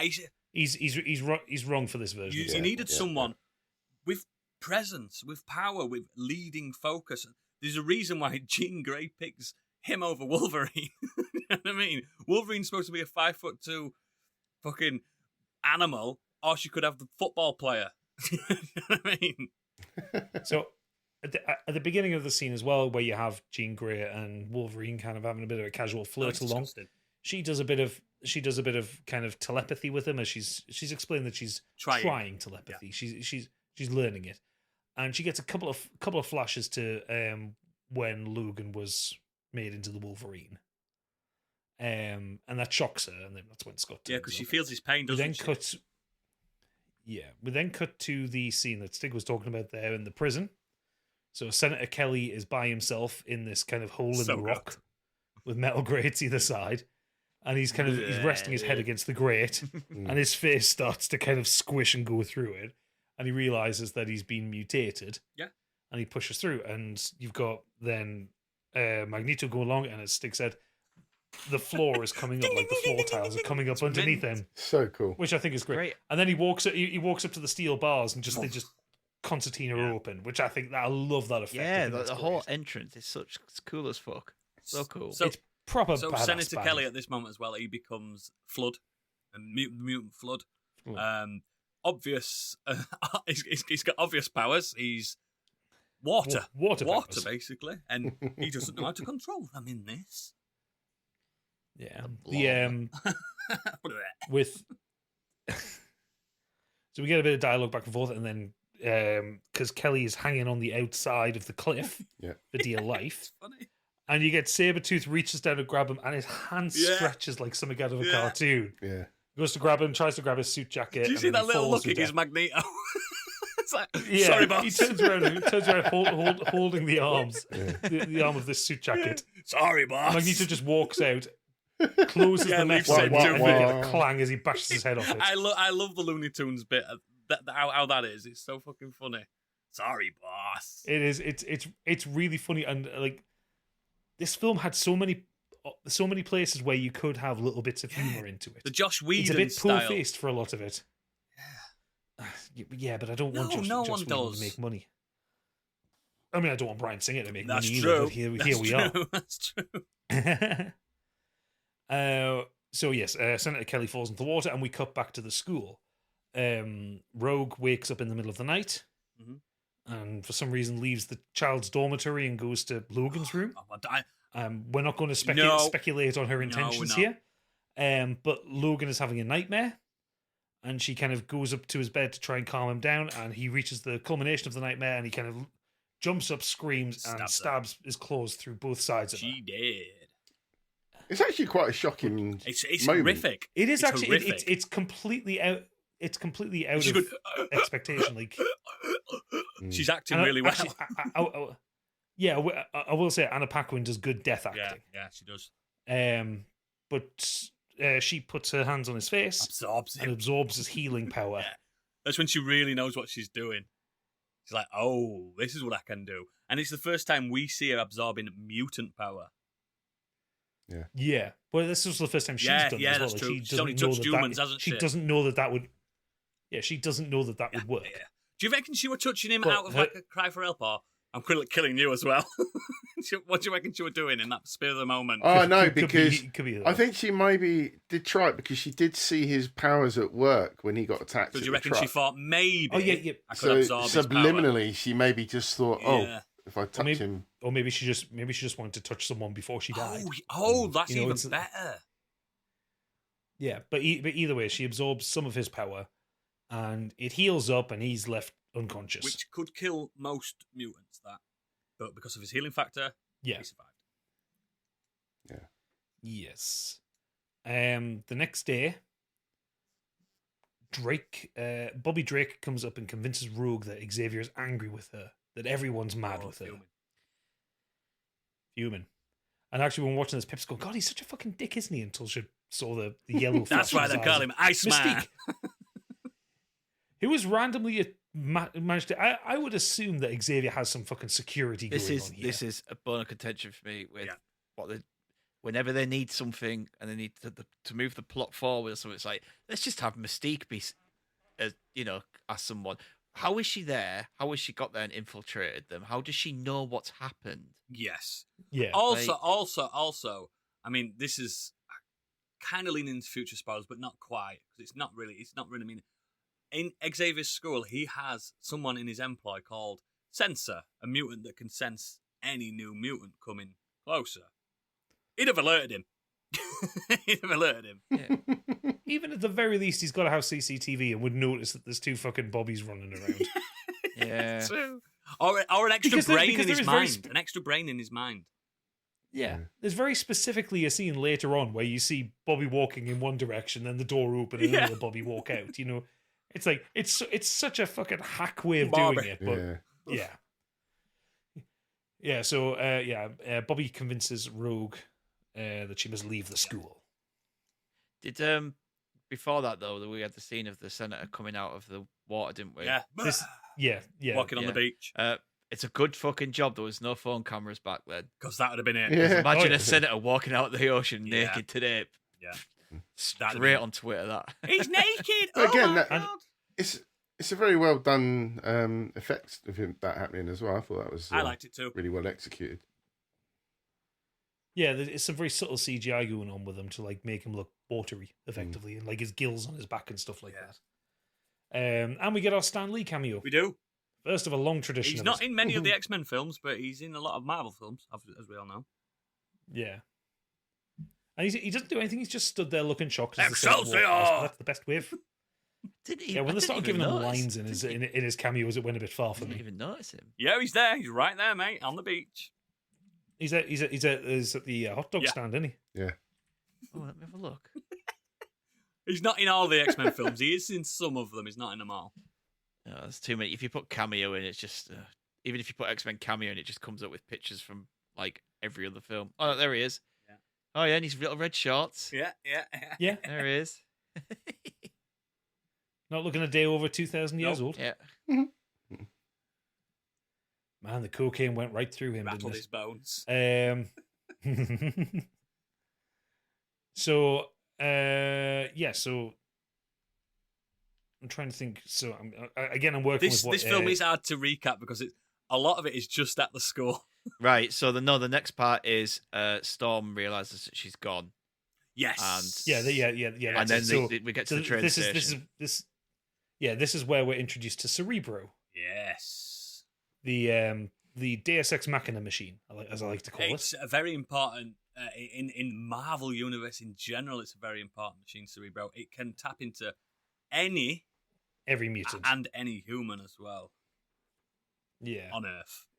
So yeah, Charles uses this to find where Rogue is, and I will actually say I like how they did this. I like the effect. I like Yeah. the camera Me tricks too. they used to kind of stretch everything Me out.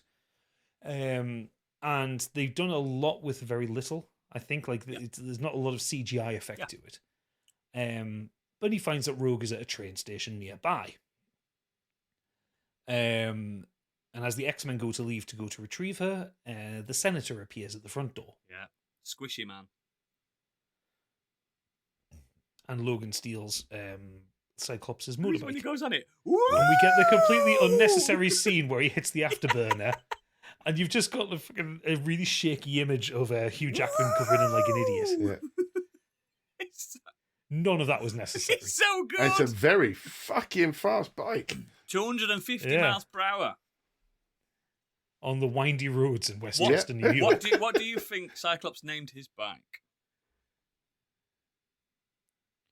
Anyone? Any guesses? I don't know. Tracy. Gene, you weren't far off. Oh. God. I've been riding Gene all night. Which one? Hey. Hey.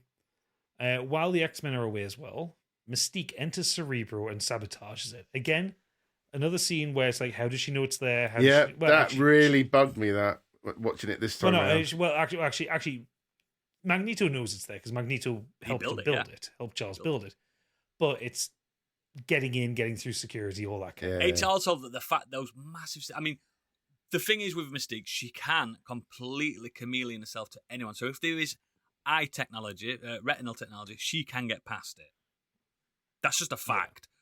It just seems unlikely she can get in a down world there. where Charles Xavier knows Mystique exists. If that's his security feature, that's not a good one. It's not a good one. No. It's not a good one. Should just be a simple password that she couldn't know. She can't hack into it if she doesn't know the password. But no, it had to be retinal because it had to look cool. So at the train station, Rogue's doing her emo on a train thing where she's just kind of sat there looking glumly out the window. Gloves on. Well, she's got full gloves on this bit, hasn't she? But It's opera gloves. Do you remember it was the style at the time for the alternative girls? Long scarves, opera gloves, long raincoat, hoodies. Listening to I don't know what would she be listening to on a thing. And Macy Gray back then, wouldn't it? Gotta say goodbye. Joke. Yeah, Macy Gray definitely. Or Dido. Oh God, she's definitely listening to Dido, wasn't she? Full blast. Really sad. Yeah. So Wolverine finds Rogue on the train, and they actually have this really sweet little scene together, which I do like. Of this is one of my Logan comforting her. I really like, and convincing her that he'd be there to protect her, and that Xavier seems genuine. Yeah, because there was a moment that we kind of skimmed over where he was ready to leave Logan, wasn't he? He was ready to leave, but then he saw how happy Rogue was. Now she's among peers. Yes. He kind of hesitated as well, and he's just clearly just said to her, like, I'll stay if you do. Yeah. It's a lovely moment. Now, you see, this moment here is why I wish there was about maybe 10 more minutes of the film, because I would have liked to see a bit more of Rogue and Wolverine together, because they're trying to set up this kind of either Father-daughter thing. Either father-daughter or big brother-little-sister kind of thing together. Like, she obviously, like it said later, she's fond of him, and she derives a great deal of comfort from him. I would have liked to see more of them just together and talking. I think she's because despite the fact that I don't like Anna Paquin's performance in this, the two of them have great chemistry. They really do. I think that they've got such a chemistry as well in the characters themselves, because she sees in him what she thinks she is, a monster. And two monsters together is better than one. You know what I mean? One on their own. And it makes a lot of sense. And for all we know, he's the first mutant she ever met. So there's your bond as well. So before they can leave, though, Magneto It's not all peace and arrives. quiet, is it? It's not all peace and quiet.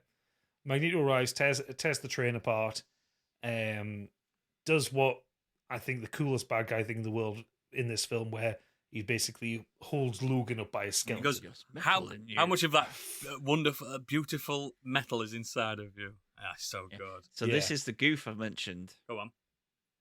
So while Wolverine is having his claws stretched out, they're practical. Yeah. Yeah. And if you look closely, each one of those claws has 2 screws in them because they're obviously held together. So I'm watching it, and I looked and went, "Are those screws?" And I went back and I was like, "Yeah, like because he's holding those. They're practical claws." And obviously, Also, And it's each before claw's got HD two television, so you weren't noticing that. Yeah, it's Yeah. got two Phillips head screws in each one of his claws. Nice. Wow. This is also the reveal that It's my favourite line. that Magneto is. Magneto doesn't give a shit about. This is my Wolverine favourite at all. line when he It's goes, Rogue what do that you does want that. with me? He goes, my boy, it's not you I want. I don't want you. And then then Anna Paquin's like, it's me. And I just love that little delivery. Yeah. And it's because of Sir Ian Yeah. McKellen. He's just fucking chewing. Oh, he's absolutely chewing. He's chewing that the train scene. to bits. He's having a right time. Oh, it's so good. And the music is like, nah, he's not after Wolverine, basically. In the actual station itself, Storm and Cyclops have arrived. Oh, they're set right. upon by If Cyclops is trying to blend in here, he's really not doing a very good those job. fucking goggles. Yeah. Cyclops is in his casuals, This but he's cap big, will hide it. his big goggles. His on goggles as well. look like when people that wear Yeah. headphones put them in front. It's like Geordie LaForge, but massive.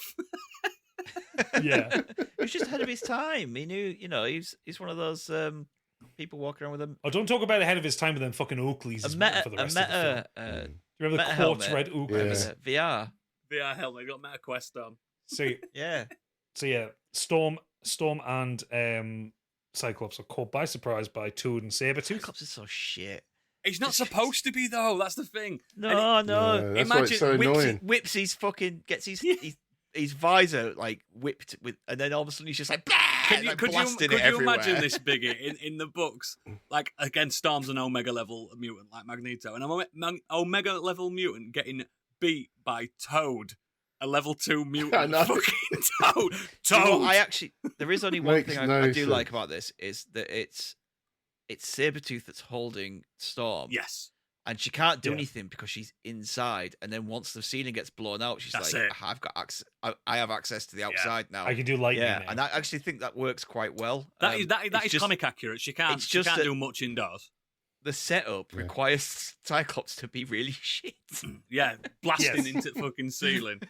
When because he's the leader of the X-Men, he'd have known full well, I'm going to blast this for you, Aurora. I'm going to blast this so you can use lightning. Because don't forget, Aurora, you are an Omega level mutant. You don't need me. You don't need me in this situation.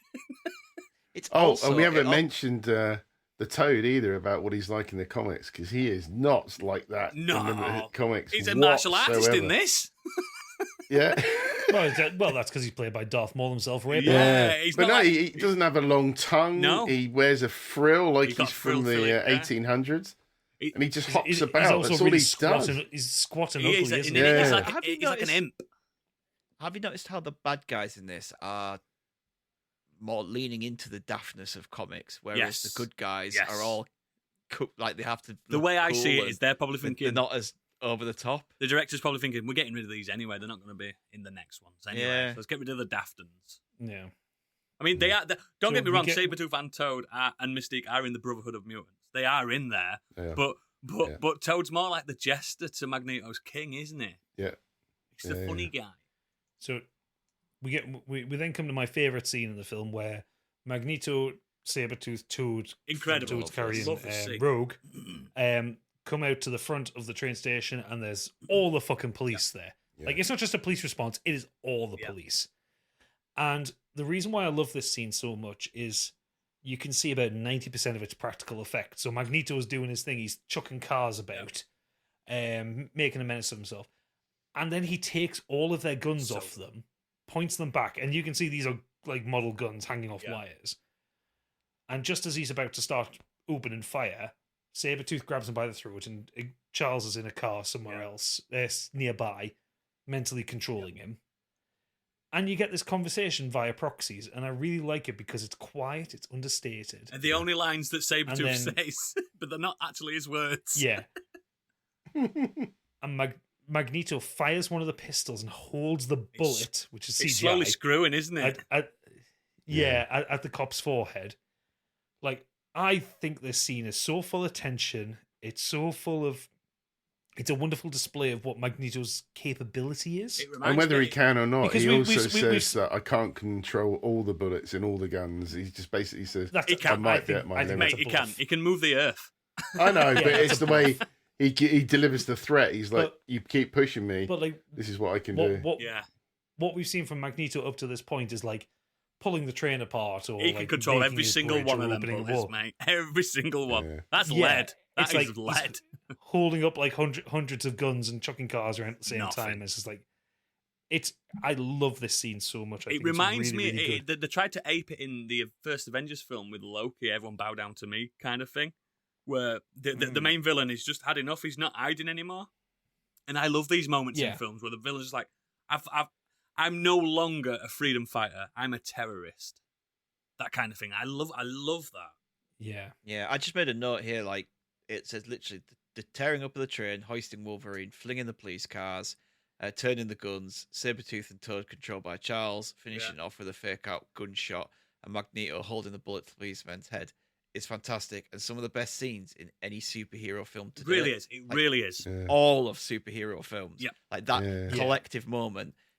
Take out the kind of guff fighting in the Yeah. train station with the other four. Yes, I all agree. of those scenes in this As an Like, amalgam, 5 to 10, if you 10 were, minutes bit is great. if you showed this to this amalgam scene, the train station scene, to Joe Public just sat in a room, they'd say this film's incredible.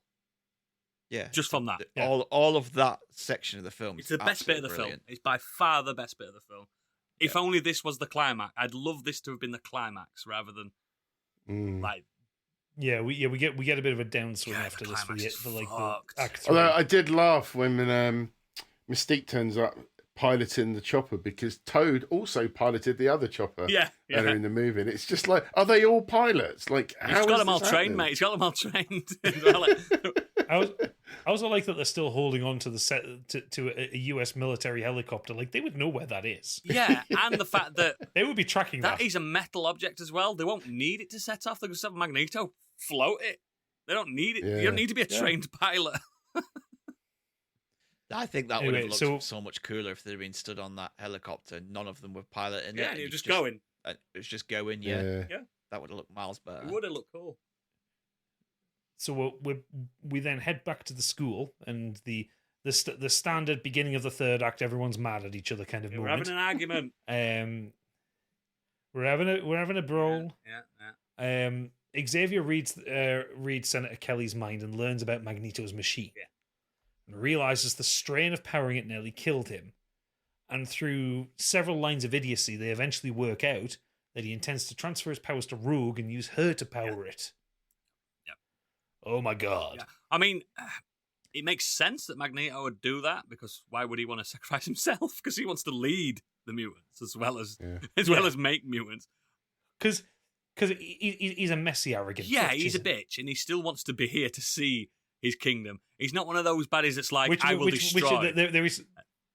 There is a moment later on where Wolverine calls him out on Yeah. that bullshit, which I do. Yeah, like. he wasn't. But he not wants to see the referring to fruits the of his movies. labour. But Magneto's arc in the comics is just as mental as any other character. The changes is that Magneto goes through the story of the X-Men. The fact is that just one moment wild he's bringing an beyond asteroid to wild. Earth to destroy Earth, the next moment he's saving Earth. Well, I think a lot of As you the do. old, I imagine a lot of the older comics it's just like stereotypical bad guy, good guy. He's just Yes. doing bad things because to be bad, and then they started adding more nuance and actual reasoning I mean, into the bad guys. current day X-Men, right? I mean, it's no forgotten knowledge or anything. I'll like spoiler, but in the comics, Xavier's been dead for about 10, 15 years now, hasn't he, Biggie? And Magneto's been in charge of the X-Men for longer now than when I started reading the X-Men as Xavier being in charge, and he's been a great leader. He's led the X-Men to some of the toughest missions, and he's just a great bloke now. You know what I mean? He got what he if you wanted. read the original X-Men comics, they were literally stopping people robbing banks. You know, Beast were going jumping in and stopping people robbing banks. So good. So it's at this point, just after this point, Senator Kelly's body rejects the mutation, and his body dissolves into liquid in front of Storm. Yeah, I do like that, because it also brings a flaw to Magneto's. Magneto isn't aware of this. That Yeah, he Magneto will doesn't turn you into know a that it's mutant fatal. for a bit, I was very In much a aware blob. of Halle Berry running off in the background in hot black leather bet you pants, were. might I point out. I bet you were. Oscar winner, that. You need to show some respect. Talented and beautiful. Settle down, Biggie. Settle down. Xavier attempts to locate Rogue using Cerebro, but Mystique's sabotage incapacitates him and he falls into a coma, which is the fucking shittest thing. That he fucking puts the helmet on and then he does a grimace and then falls to the floor. There's no explanation as to how that happened. Or What No. sabotage is it? What has she put in? Yeah, Yeah, she's put like just a little fucking black Liquid. liquid But what thing in is there, that? and that's could enough to fucking destroy knock the him out. brain? yeah. What is it? I have a feeling that they could only afford Patrick Stewart for Yeah. like 2/3 of the Get rid shooting of him. schedule, and they needed a reason for him not to be in Act 3. He's literally, like you say, one of the best important characters, and he's Yeah. just missing for the rest of the film. It's not. But fellow telekinetic and telepath Jean Grey fixes Cerebro. She takes the bit out, and the liquid goes blue, Antifreeze. and then she puts it on. She screams a little bit, but then she knows where they are. This, again, why I wish there was like another 10 minutes to the film. Just let me see what Jean Grey We needed sees. to know what Marvel Girl's powers were because we thought she were a telekinetic, but she's something else. Yeah. So she has established that the Brotherhood of Mutants' plan is to place this machine on Liberty Island and mutate the world leaders that are on a summit on nearby Ellis Island. Guess what, guys? We're off to the Statue of Liberty. How did they work out? And this- Just because they knew where he was, but how did they work out his plan? It's That's the a bit I power couldn't- that Benedict Cumberbatch in Sherlock Holmes had. It's just hindsight. The Mind Palace. They suddenly work out his entire plot. I think the power what he's officially gonna do. in films, the official power is called pace. Yeah, I know, but it's just so funny the way they have that whole digitized map of everything. They Yeah. go, yeah, he's going to go hit, and he's going to do this. He's this, gonna hit and this. them. I know what he's doing. Yeah, it's so funny. Biggie, the reason is, and I'm taking this from pitch meetings, so the movie can Yeah. happen. Yes, So the movie can happen. Before Professor X fell into his little coma, though, he did say that to get Wolverine suited up. Yes. And then after that happens, we then obviously go to the thing and we get the line about the Yellow fiddling spandex. around with the suits, and he's like, "What do you expect? Yeah. What did you want? The yellow spandex?" I actually don't have a problem with their suits in this. Suits I are In, fine. think it kinda in a fits real the world aesthetics. situation, why would you all have yellow spandex? Yeah, I think at the time, like say, All of the bums look nice. They in do. it yeah, as well. other than I like the level up. like Spider-Man, Yeah. which we obviously got a few years later, they like kind of leaned into the look of the characters. But they even kind they, of. Yeah. they even made But, the like, Spider-Man suit in the first Spider-Man a bit more realistic. Look like it had layers to it. It wasn't just a flat cloth. Yeah. Yeah, I think the I think it's fine. The suits also look like flight suits. That's as well. that's what Like, I they're thought. leather, but they look like flight it, suits. It seems a bit like they've got the They have- flukes they because have, of the like, the clips Blackbird. on, They don't need they? the Blackbird because it goes subsonic. Yeah. Yeah. You know what I mean? Like I know people complain now in hindsight, I don't know, oh, they weren't brave enough to do it. It's like, yeah, of course they weren't brave enough to do it. This was the first of. I know we had Blade, but Blade is not. No. Blade's not the Blade's same not the same kind of thing, is And it? let's be So real. many people- Blade didn't wear his costume. What he wears in the Yeah, he wears and a so many flamboyant people- purple leather jacket in The amount of people who don't know that Blade is actually a Marvel character Yeah. until it comes up at the start. Yeah. I'd forgotten about it until I did a rewatch years Yeah. and years ago. I was, oh yes, it's a Marvel film, isn't it? Yeah, yeah. Yeah. Also, think at the also time, Wolverine's this- suit in this is Scott Summers' suit. It's Cyclops' suit. It's the exact same one. It's like I could, they're not the same size people. yeah. I But mean, let's be I honest. It understand why doesn't the work in studio did games. it, basically. It doesn't work in games, and it doesn't work in movies. That when you take certain characters' outfits from the comics or whatever, realistically, they're not going to work. You're not going to have someone running around in a video game with just pants and boobs hanging out. This is and why I've they've always got said- +8 armor. It Yeah, just I've isn't always going to said- look right. You know. Weird characters like Rhino, for instance, in Spider-Man universe, wouldn't looked good on the silver screen, and it didn't in Amazing No. Spider-Man 2, did it? Because they had to create No. like a Hulkbuster suit for him. Because Rhino, Yeah. he just looks odd in any other aspect than a cartoon.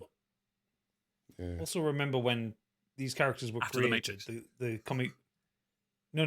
When these characters were created originally, Oh, like yeah. the original comic books, you only had 16 color screen Yes. printing. Yes. So to diversify between the characters, they all needed to have big bold colours, colors, yeah. big So you could sections see of all the colors, and recognizable silhouettes. So that's why there's no reason for Wolverine to have a mask with two fucking things coming off the top of it. It's just But so you can that's see that silhouette. in shadow. So you can see silhouette, and he's yellow and blue because that stands out. Whereas Cyclops is blue and yellow because it's like the yin and the Becomes the yang. motif as well, doesn't it? It's really. And like Storm's black and white. No, Storm's Rogue white. is Isn't she? green and Storm's yellow. white. She wears just white. Well, white with shadow. Yeah, I mean, Jean Grey is black No, and blue. green and yellow. Remember, green and yellow. Yeah. Is it? Yeah. Yeah. Yeah. They change as well throughout this. I just couldn't imagine watching this Yeah, film. she has black and blue sometimes, Jean Grey. as well, the doesn't she? the tone of this film, you'd be completely taken out of it if he was running around in like Yeah, it wouldn't suit a it. bright yellow this suit. Is, this is why I'm really looking forward to Wolverine's appearance in the new Deadpool. I want to see what it looks like when I'm watching it for 2 hours. I want to see what that suit... Because Deadpool, I think red and black looks more normal in everyday wear than yellow and blue or yellow and black. Yeah, I think with Deadpool's current look, they've basically made it look like motorcycle. That's what I mean. It looks practical. It shows you him sewing the suit, doesn't it? It shows like, him... even in the MCU, if you think about it now, It's only Captain America that looks daft. Yeah, they've tried to kind of normalize. Yeah, they tried to normalize the suits, but also not make them look goofy. Well, look at and Captain America's suit in what's it? Which the one where he's got a beard? Infinity War. Is it Infinity War? Yeah. It's dark. Yeah. It's so dark blue. It almost looks black, doesn't it? Well, it's all mud. It's dirty at that point. Dirty, yeah. He's not had a wesh. But yeah, I always got Wolverine's brown and yellow. Brown and yellow. Personally. Yeah, I like his brown and yellow as well. I think it looks better than the blue and yellow. Yeah. Anyway, moving So on. that was suit chat. They all get on the. That was suit chat. They all get on the Blackbird and they fire off to New York. And I'm aware for the special effects budget. I'm kind of sad we didn't get more of the Blackbird. I always like Also, I've seeing seen the plane in I've the seen a lot cartoon. of people calling it the X-Jet, which it makes sense with the X motif, but it's the Blackbird. It's the Blackbird. Yeah. The Blackbird. They all both sides converge in New York as all the dignitaries are getting onto Ellis Island. The machine is in a replacement torch for the Statue of Liberty. Magneto says, I'll get it up there. Yeah. We never see any of the replacing of the torch in the Statue of Liberty. You would think someone would notice that happening. Yeah. Even in the nighttime. But yes. But we get to the X-Men arriving and they walk in, they start at the gift shop. Why wouldn't you? Why wouldn't you? Metal detector goes off as Wolverine goes through, and we get the middle giving the finger. finger with the I claw like that. moment. Yeah, It's good. little bit of sass from This is Logan what I there. mean. This is the way it works. By the end of this, you're like, Hugh Jackman's going to be a megastar. And guess what? He became one. And this is where we get the start of the big action scene. Now, actually, one thing I did notice in this film, and it actually surprised me because I'm so used to the modern Marvel films, the modern MCU films, the amount of acrobatic action scenes that you get in them now versus what you got in the year 2000. This was like watching like the fucking 60s Batman show with the way the there's two actual fight scenes in this whole film. I made a note of this saying I thought this fight scene towards the end, I think the choreography and the wire work is really amateur compared to today. Like it's it so looks bad. DCCW-esque at Remember, times. this came after... The only one who's good at it is Ray Parker's too. he's a professional. And that's just because he's a But it's just stuntman. that moment where like Toad kicks Storm and like she flies back ages into the lift. It's like, no, but that doesn't happen. Like the body No. doesn't move like that when you get booted. And it But just also, it just, remember, it just looked this, a bit this shit. came out 2 years after Blade, 1998, which has got some of the best choreography yeah, but it's ever. brilliant. It's insane. But they're also The other thing I people noticed, in real the life. other thing I on that noticed film. in this as well is the score is fucking dreadful. It's shite. It's so It's forgettable. so forgettable Don't and remember any of such it. a drone in the background of this fight scene. There's Sometimes it nothing puts to you it off at what all. they're saying. It puts you off them Yeah. talking. There's no like great score in the background of this fight No. scene. remember it. There's We nothing don't- to it. We don't get a good score until the credits. no, we get a good score film wise. We don't get one until First Class. That's when they started using the probably. motif at the keep. Yeah. Well, you see, you know why we have a bad score for this film? Because the score was done by Michael Kamen. Yeah. I'll never forgive him for Robin Hood, Prince of That's Thieves. probably it, mate. Oh, God. I did like the fight between Sound effects Wolverine and are shit Mystique as well. though. Yeah, When I he, like that. You see, They're fighting I- each other, and then he slices her with his claws, and she screams because it looks like he's cut her fingers off, which weirdly should have happened, but it didn't happen. But I like the fight.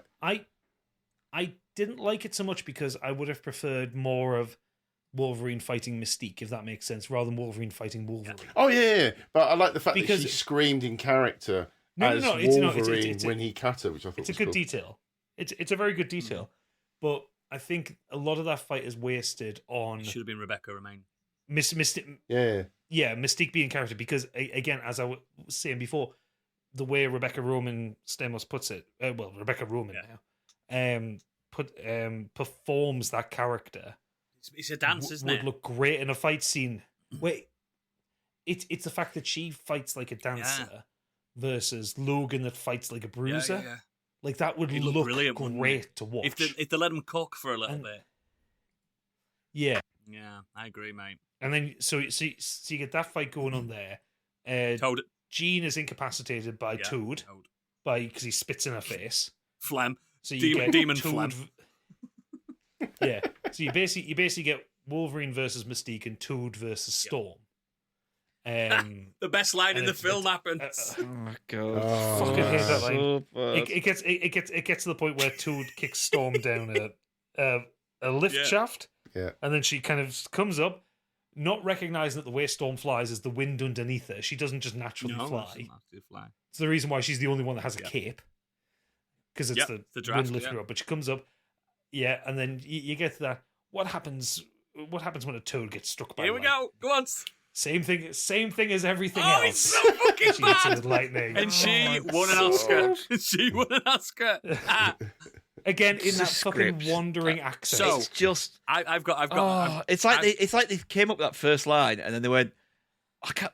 Let's build a No, film it's around like, it. Yeah. I've it's got like backstory they to this came line. up with it. Oh, go on then.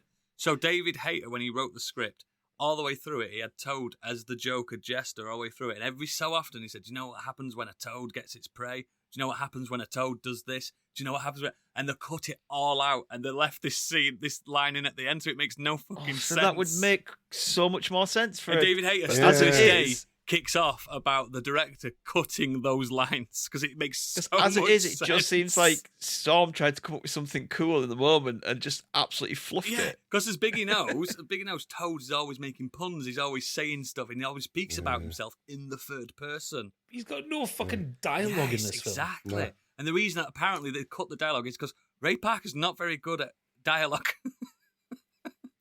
He's Do fucking you- cockney, isn't he? Yeah. Little interesting wee, bit fact wee. that you may or may not know. Do you remember in the old original DVDs? I don't know if they do them on the Blu-rays anymore. There used to be hidden cutscenes and stuff. Easter eggs. Yeah, isn't You'd it? be able to, if you moved the control on your remote, and it would Yeah. find this secret bit. There's one with the X-Men where this area is when they come around the corner and they've come out a lift. If you find the deleted scene, there's a Spider-Man joins behind them. Yes, he does. He goes, "Oh, wrong And they film." turn around and look at him, and he's like, "What?" Yeah. And then they Yeah, just he all goes start off. laughing, going, "Ha ha, this is Yeah. hilarious." But yeah, always interesting. Spider-Man was being filmed, wasn't it, at that time? Yeah, It was, That's yeah. funny. I'm gonna go find that. Yeah, I've seen it, and it's a really bad Spider-Man suit. That's what's funny about the scene. it is. It's not Yeah, a movie it quality really is. Spider-Man suit. No. It's really good. So they start to work their way up to the head of Lady Liberty Yeah. when they are, I don't want to say surprised by Magneto. But basically gets a Go back to Logan's like Sorry, Magneto's just here. How do you really know? I quickly. can't move. There's one scene that we didn't mention, which was when Mystique's been portraying all of them at different times, and then Wolverine Oh, yeah. comes back round the corner and they're about to attack him because they're not sure who he is, and they go. He goes, "It's me," and then he goes, "Prove it," and he goes to Cyclops, "You're a dick." Yeah. But yeah, that Which I scene like. that the It's guy like, just yeah. said then, where where Wolverine's like his ear and he's like, "How do you know?" He's like, "I can't move." It's brilliant. I like that. yeah. That's a good because you get that bit that line that Biggie just mentioned, which kind of breaks the Yeah, tension. but then the tension comes back. and then you get the tension ramps up again. His Yeah, ear. and you see like before like Magneto comes down, you see Wolverine kind of fly up into the side of the head. Magneto comes down, and then like bits of metal kind of come up and strap them all up in various ways to the walls. And you know he thinks he's got he thinks he's got them because you know Wolverine he's got his claws pressed against his chest. Cyclops is looking at Jean Grey and they take his visor off, so you can't open your eyes. You'll kill your girlfriend. And Storm can't do anything because they're in a big copper conductor. Yeah, everyone will die. So you know it's the ultimate in hubris. Yeah. And he then floats his way up to the machine. Oh, he drops that line Rogue- as well, Rogue doesn't he? instructed. When he talks about the copper conductor and he goes, "Storm, Oh yeah, fire and lightning." don't you live at a school? Yeah, I like that. Really sassy. Yeah, I like it. Yeah, he floats up and he starts the machine with Rogue in it. Now, this bit, I'm not sure how this makes any sense because Logan is strapped to the wall with metal. Yeah. He lets the claws go and effectively kills himself, quote unquote. Why does that stop the magnetism on the metal straps holding him in? I think he cuts them off. No, Yeah, I thought that. no, because But they'll be behind him, Like behind into his him. chest. Oodles is right, but it's not Yeah. clear that that's what it does. Well, that's what I thought he'd done. He'd cut them. Yeah. So Oh. it's like I've got to really fucking hurt myself to get out. Well, either way, yeah. Sabretooth comes up to him, and the fight kicks off. Yeah. And we get the fight on top of the Statue of Liberty. Yeah. I like this bit with scraping and trying to stay on and stuff like that. It's decent. There's one shot that I absolutely love, which is where Sabretooth throws him, and you know the ones where he sticks his claws into the spike on the head goes round of the statue, and he swings right the way around. Good use of CGI. Yeah. I like that. And then you also get the kind of the rather funny moment where Logan gets thrown off the side and he punches into the wall to hold himself in, and like the claws come between Jean Grey and Cyclops. Just a good little giggle moment. Nearly killed the leader of the X-Men. Let me just remind you again. The leader of the X-Men. But ultimately, you know, teamwork prevails. As I love Logan how comes back in. Sabretooth is killed by falling onto a boat. Yeah. Well, yeah, it's because Logan jumps back He gets in. blasted, doesn't He's he? like, hey, hey, Sabretooth, did you drop something? He picks up Cyclops' visor, throws it at Jean Grey. Jean Grey catches it with her mind. He opens his eyes. The laser comes through, blows him out the side of the head. Yeah. Onto a boat. Teamwork. and then you get that ultimate 2000s thing where they're discussing how they're going to save Rogue. Oh, this plan. It's like Doesn't make any sense. I'm gonna blast it. Can you blast her? No, I might kill her. Says, okay, throw me. Storm, you to win. Jean Grey, you hold me in place. And it's just like, it's all that's fucking teamwork. Is kind of the whole moment. point to use because Cyclops says to go first? She says, "Oh no, like I can't control that. You might die." Is the whole point that if Logan misses and falls, it doesn't matter because he won't die? He won't die because he'll heal. Die. Yeah. He won't die. But it's not said. It's not said. We're as supposed much. to just But understand. But they shouldn't that be he won't sending die. a man made of metal Metal. that could be controlled by Magneto towards Magneto. by 'cause that's probably not the best plan potentially, if Magneto's plan goes to plan, two people that can control magnetism. 'Cause that's his plan, wasn't it, to make her have either. magnetism power? So that's two people that could rip Wolverine from his own skeleton by accident because she doesn't know how to use them powers too much. Yeah. Not very well thought out. So, yeah, no. So, Storm uses the wind and throws Logan up there. Jean Grey is kind of stood there with her hand waving back and forth, holding him in place. He lands on top of the device as it's starting up, and the energy is starting to flow out. Logan somehow jumps between the spinny, whirry doofer Very thingy good. without getting himself Very good. splatted. I'm not sure how he managed that. Good eye to hand coordination. I don't know, something like that. Yeah. Bro. holds the claws out to try and destroy it. But no. Magneto, he's in there. He's isn't in he? there, mate. Stops him. And you get this, the camera goes back to Cyclops. I've got a shot. Don't do it, Scott. I've got a shot. Don't do it. I'm taking the shot. And everyone's expecting him to shoot at the fucking rings. Yeah. No, he shoots at the back of Magneto, knocks his concentration off, and then Logan managed to get his claws onto it, destroys the thing. The day is The day saved. is saved. Happy bloody days. Happy days. Happy Welcome to the days. Yeah. Of course, naturally, Wolverine ends.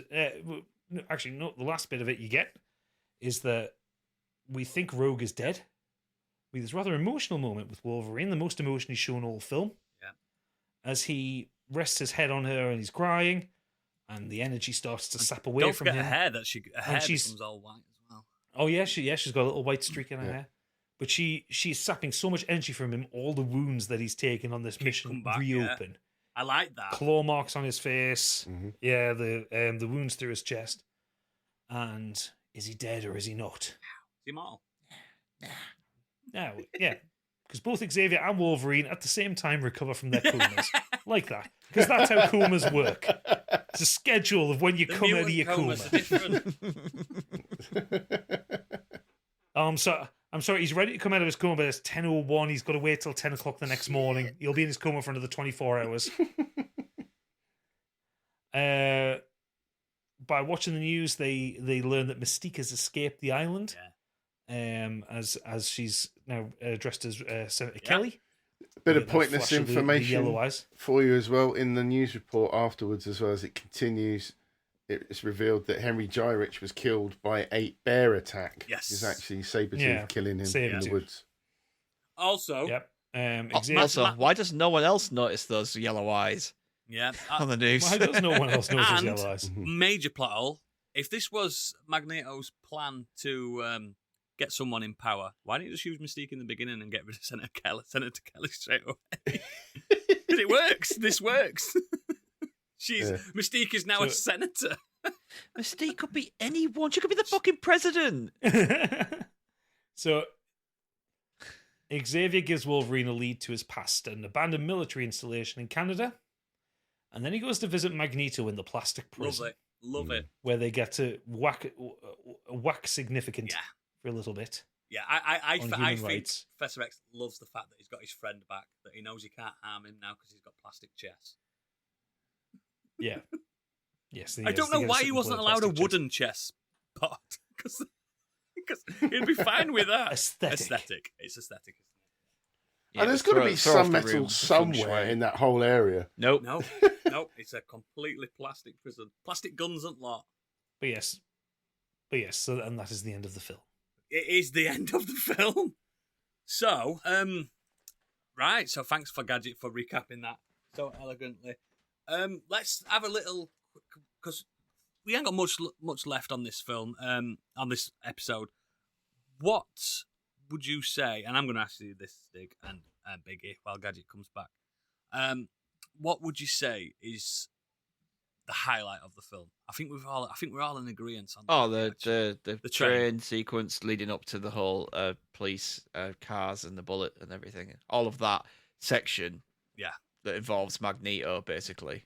And again, did you guys do what I did? You see this when it came out? Because I did. Oh yeah. How was I it? mean, I thought it was something that I'm a fool really thinking that when you think back to the fact that Christopher Reeve made Superman look real back in the 70s, but I was waiting for a long time as they started to talk about doing superhero movies. It took and what them was from possible. 1992 to 2000 to get this X-Men film finished. And I thought it would never happen. So it did go through a lot of changes, a lot of delays.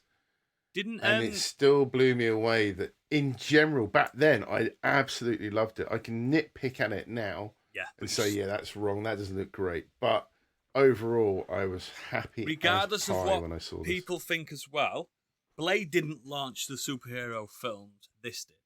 Oh yeah, this 100% it was this. I think that this came around at the perfect time for it to be taken seriously as a genre. Like if you'd have done the X-Men film in the 90s, you've I mean, I'm sure many of you have seen the Fantastic Four and Captain America pictures from the 90s. Yeah. What the Hulk used to look like. You know, as fun as the Incredible Hulk show was, that was still really naff. Yeah. But I think it took going into that, I think what kinda happened is Blade Generation inspired, X Blade kind of inspired 2000 this. that Blade kind of inspired this, but this inspired a made it movie. right. Yeah, I mean, Yeah. if you think of the superhero films that you had in the 90s. So, I mean, you had Batman and Robin, Batman Forever, which were shite. Spawn. You had The Crow, which was a cult Spawn. hit, kind of. The Shadow. Spawn Remember that? was weak. Phantom. The Shadow. Yeah. Judge Rocket- Dredd, Rocket Barbed Man. Wire, Exactly. There were no Turtles 2, none of them good. The Tank Rocketeer. Girl. Actually, Thank God. Judge Dredd is a very good point because I was really concerned about this because of of Judge how Dredd. bad Yeah, Judge Dredd. Judge Dredd came out. We're not doing Judge Dredd in review. Yeah, I just think that it hit the perfect time. Like, I do. I don't know whether The Matrix was an influence because obviously that came out the year before, and this was I don't think filming by the they time would it have came had out. time. But I much think time. they would have. I don't think they would have had much time, but I think maybe some of the aesthetics and the look. Yeah. them And tie- again- Some of the Tonally, CGI it definitely was right. worked. Tonally, We it's got Yeah. got really kinda right. lucky as well because of this. Then Spider-Man came out, and then it just kept going and going and going. Yeah. And yeah, we had some shite. But for me, especially as a fan, we got Fantastic Four coming out. I even like the first Ghost Rider when that came out. Do you know what I mean? I like Blade when Blade 2 came out. I thought, fuck me, this is never going to get topped. And then the MCU kicked off a few years later. I think fuck. these films that happened in the 2000s, they were definitely kind of wonky and shoddy in Yeah. places, and there was very inconsistent quality that then led to the MCU being able to happen in 2008. Yeah, I think it's an important film. I mean, we can't rank it in the at the moment. It is our number one X-Men film in this series of podcasts. But I mean, you can cut this bit out if you wish, but I know we're not talking about the director, but I just thought it might be worth pointing out the subtext, the theme that runs through this movie as well, because it wasn't just about superhero and powers. civil There was rights, the isn't sort it? of the civil rights, the sort of the gay theme, which also becomes quite more apparent yeah, in X2 Gay as panic. Yeah, definitely, Yeah. definitely. And well. I think it was very a lot well of the done. X-Men as well was the AIDS pandemic and stuff like that as well. Epidemic, sorry. Yeah. A lot of that X genes and stuff like that, and blood transfusions. People became mutants by accident because of blood. You know what I mean? There's a lot of that, and this does have that. It doesn't have it that much, this film, because I don't think it wanted to front load it with heaviness. But as a series, No. as a series of films, we go into that kind of thing. But this is a good ramp into what's going to come. As much as I was giggling at a lot of it all the way through, but again, that train moment, the train station moment it is up there with some of the best shit I've ever seen in a superhero film. I think, like, watching it back today. Oh, did you watch it today? I literally about 3 hours before we started recording this. I was a little bit worried that, because I watched this so many times back in the day. Like, I love this film in general. I was worried that this film wouldn't age as well as other films in the time because of what I expect from superhero films from the MCU and from kind of modern times. And I think the film is pacier than I expect, because like one of the complaints I've had about most of the MCU films of the last 5 years or so have been that they've been bloated. They've all been 2.5, 2.75 hour long films that outstay their welcome. And I'm actually saying this. I want a little bit more of this It's film. a shame it's so sharp. Like, yeah, it is a shame it's so short. And it but never at the had a same time, director's its pace- cut or anything like that, did it? It No, was literally, this is what it was. No, it was X2 that had the Yes, director's which is cut. the superior version. But it's impressive what Bryan Singer, and I don't like to praise the man, but what Bryan Singer did in introducing a concept to the world who would be on a mass market would be unfamiliar with the X-Men, and introduce so many characters. It's the first ensemble what, I thought successful. Yeah. Yeah, you've got like what 9 principal cast members. You're forgetting Police Academy there, mate. No, what about superheroes? Superheroes. But I think he did care about the source material. He didn't was a He had massive his fan, own- and he wouldn't let the he actors read the had his books own because he love didn't for want. it. Because he liked the uncanny X-Men, which this is a lot of uncanny X-Men in this. The edgier X-Men, the leather-clad X-Men, and you can't knock his vision. You really can't. I mean, you can, but we're not. Again, it is currently our top-rated X-Men film. Wonderful. Well, that is X-Men 1. Yep. What are we doing next? Done. Next up, we have X2, which actually didn't come out until 2003. So there was 3 years between these films. And Oh god, do you remember when there was a good Yeah. stretch of time between? And future franchises? spoilers, guys. You can tell they've got a lot more money on this next one. Yes. Yeah. Just in Storm's wig. They tie her hair up in next one. She gets a ponytail. So yeah, we'll be back next month to do X2. If you're a patron, you will get that. For everyone else, this was a free episode for everyone. A little taster, a little nibble. So if you like that and you want to hear more modern escapism, you can sign up for our Patreon at patreon.com/modernescapism, or you can head to our website, modernescapism.co.uk. But for now, it's a goodbye from me and my X-Men, and we'll see you next time for X2. Stig, do you know what happens to a podcaster when it gets struck by lightning? Same thing that happens to every podcast. Ah, Logan, I'd like you to meet Aurora Monroe, also called Storm. This is Scott Summers, also called Cyclops. They saved your life. I believe you've already met Dr. Jean Grey. You're in my school for the gifted, for mutants. You'll be safe here from Magneto. What's a Magneto? A very powerful mutant who believes that a war is brewing between mutants and the rest of humanity. I've been following his activities for some time. The man who attacked you is an associate of his called Sabretooth. Sabretooth. Storm. What do they call you? Wheels? This is the stupidest thing I've ever heard.